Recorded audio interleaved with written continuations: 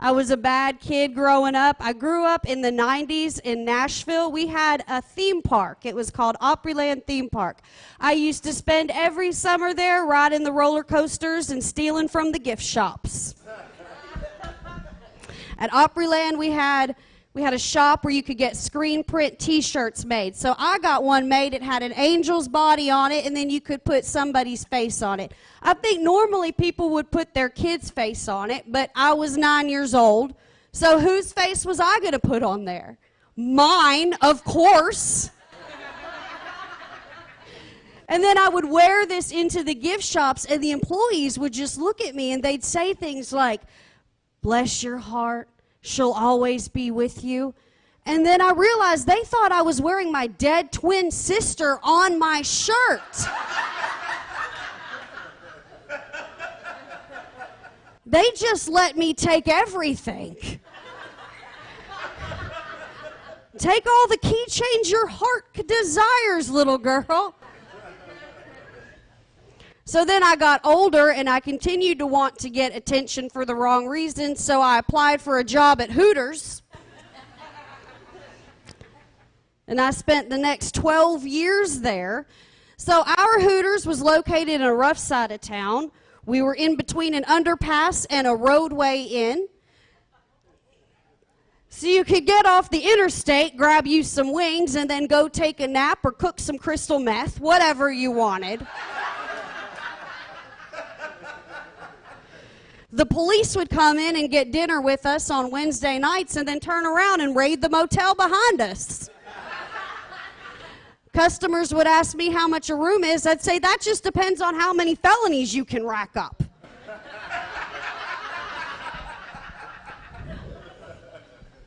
So we'd get a lot of shady clientele from these motels. And one night I was waiting on this family, and the baby started crying. And I watched as the father took a bottle of Budweiser and poured it down the baby's mouth. I know. I got so upset because I never ID'd that baby.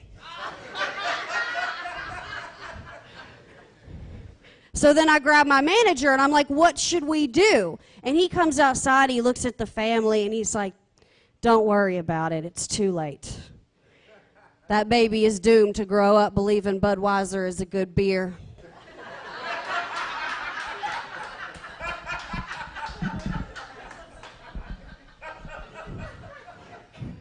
So now I am retired from Hooters because I'm getting too old. I can tell because the other day I pulled a muscle in my foot. I was sitting down. I wasn't even wearing shoes. Like in my 20s, I wore whatever I wanted. I'd wear huge stiletto heels. Now I have to wear orthotics to work. Which is fine because I don't want to get married anymore anyway. The only doctor I'm looking for is a Dr. Scholl's at this point.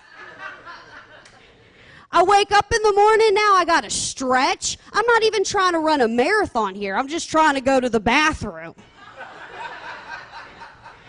Like, what if I threw my back out and I go to work and everybody's like, "What happened? Were you in an accident this morning?" No, I was just trying to prevent one. That's so embarrassing. That's my life. One day I was putting mascara on and I noticed that my eyelashes were touching the bottom of my eyebrows. And I thought, "Oh my God, I am aging like fine wine. My eyelashes are getting long." And then I realized, no, just the top of my face is falling down now.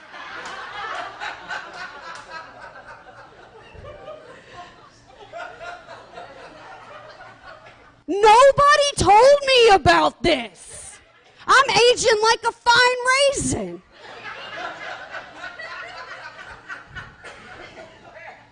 The older I get, the more I worry about my weight. So I drink a lot of Diet Coke. And I met my friend, and I got a Diet Coke, and she said to me, "Don't you know that causes cancer?" I said, "No, I didn't. Thank you for taking this from me." And then she sticks her nose in the air, and she goes, "Back in my day, we drank regular Coke." And I said, "No, I was with you back in your day. You did not drink regular Coke. You did regular Coke."